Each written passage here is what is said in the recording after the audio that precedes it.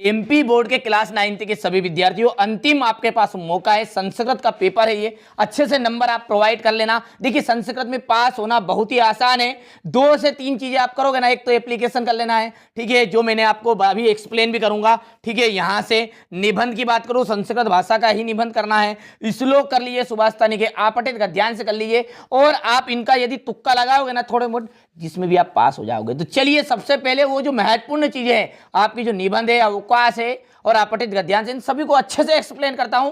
चलिए तो वीडियो की शुरुआत के बाद में आपकी जो अवकाश है, ठीक है, ये अवकाश, यहां पर अवकाश भी उपलब्ध है, ठीक है।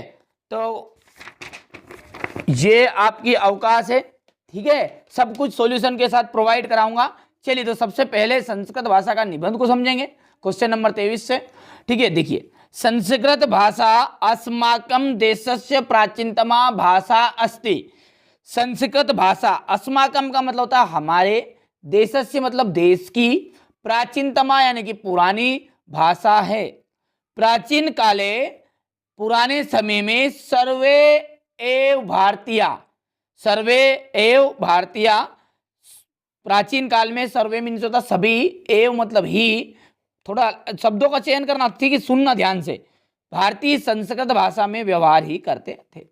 मतलब पुराने समय में जो सभी लोग थे, वो भारत के जितने भी लोग थे वो संस्कृत भाषा में ही व्यवहार करते थे। कालांतरे, कालांतरे मीन्स होता है समय के साथ, विविधा विभिन्न प्रकार की, प्रांतीय प्रांत राज्यों में, भाषा प्रचलित अवन, जैसे गुजराती, बंगाली, मराठी, ये सभी भाषाएं प्रचलित हुई, ठीक है, समय के साथ विभिन्न प्रांतीय भाषा प्रचलित हुई, अवन हो गया, हुई। किंतु संस्कृतस्य महत्वम, किंतु संस्कृत का महत्व, अज्ञपि, अज्ञ धन अपि, यानी अज्ञ का मतलब होता आज, अपि मतलब होता भी, आज भी, अच्छुनम वर्धते, किसका महत्व, संस्कृत भाषा का महत्व आज भी दुर्लभ है।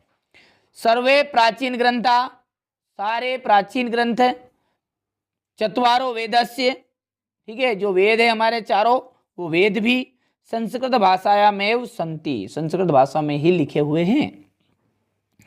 संस्कृत भाषा भारत राष्ट्र से एकताया आधार अस्ति, संस्कृत जो भाषा है भारत राष्ट्र की एकता का आधार है। देखिए मेरा जो उद्देश्य है वो यही है कि आपको अब की बार जो इंग्लिश में पास इस तरह से कराया जाए, ठीक है, अच्छे से तैयारी कराऊं, ताकि आपका पेपर किसी तरह का, देखिए संस्कृत भाषा का निबंध 100% आ रहा है, ठीक है, एप्लीकेशन जो है आपकी, ठीक है, अवकाश वाली एप्लीकेशन आपकी 100% आ रही है ये, ठीक है, इसको भी सॉल्यूशन अभी मैं आपको प्रोवाइड कराऊंगा, ठीक है। चलिए तो मेरा जो उद्देश्य यही है कि आप इस संस्कृत के पेपर में अच्छे नंबर प्राप्त करो। और एक विशेष सूचना है आपके लिए कि जो 10th क्लास की आपको पढ़ाई है वो एकदम फ्री नोट्स के द्वारा, ठीक है, नोट्स के द्वारा, PDF के द्वारा आपको पूरी तैयारी कराई जाएगी। व्हाट्सअप नंबर दिए हुए हैं, जैसा कि आप सब जानते हैं, आप सभी का प्यार बहुत सारा मिल रहा है, ठीक है। तो 2 लाख से ज़्यादा सब्सक्राइब है, 2,10,000, ठीक है। तो ये जो बहुत सारे बच्चे हैं, जिनमें से 20 से 30 हज़ार बच्चे कम से कम व्हाट्सएप पर मैसेज कर रहे हैं, इतने बच्चों का हैंडल कर पाना संभव नहीं है, नहीं है, ठीक है। तो यहाँ से देखिए अगला देखते हैं आगे। संस्कृत भाषा भारत राष्ट्र से एकता आधार अस्ति, संस्कृत भाषा जो है भारत राष्ट्र की एकता का आधार है। बस इसके बाद में ये जो हिस्सा है ना, यहाँ से संस्कृत भाषा यत् स्वरूपम अज्ञ प्राप्यते तथैव अज्ञता सहस्त्र वर्ष पूर्वम आसीत्, ये इतना हिस्सा आपको नहीं लिखना है, यहाँ से ये आसीत् तक मत लिखना, ठीक है। फिर थोड़ा सा नीचे कर देता हूँ, थोड़ा सा छिप गया था, ये यहाँ से ये आसीत् तक नहीं करना, ठीक है, ये एक लाइन मतलब, ठीक है, ये यहाँ से नीचे वाला संस्कृत यत् स्वरूपम अज्ञ, ठीक है, संस्कृत भाषा स्वरूपेण वैज्ञानिक अस्ति, ये कर लेना आप, ठीक है। इतनी सी चीज़ें करनी, यानी कि मैं थोड़ा सा निशान के द्वारा बता भी देता हूँ आपको, ये इतना और ये इतना, ये आपको नहीं करना है, ठीक है।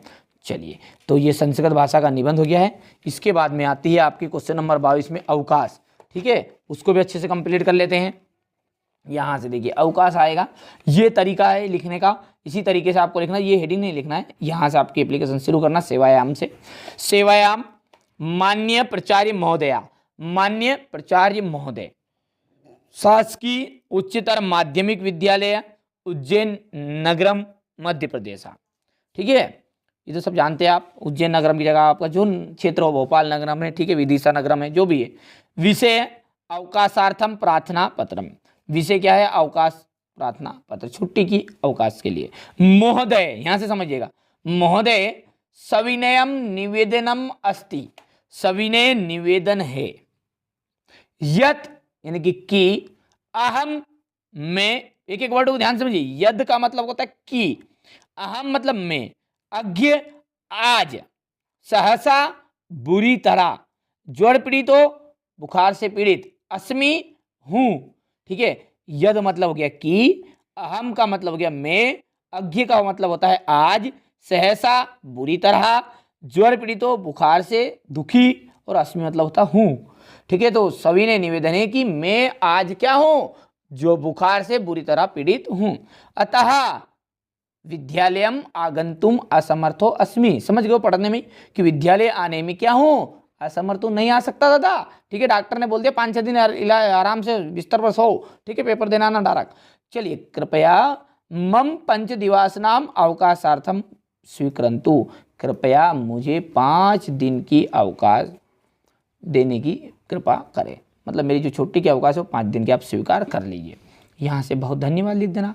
बहुधीय शिष्य, एक विशेष चीज ध्यान रखना है, ये विसर्ग जो है ये लड़कों के लिए लगता है। रवि नाम लिखा है यहाँ पर, जैसे मैंने किसी लड़की का नाम लिख दिया रोशनी, अब वो है लड़की का नाम, तो यहाँ पर ये विसर्ग हट जाएगा, यहाँ पर बड़ा की मात्रा रहेगी।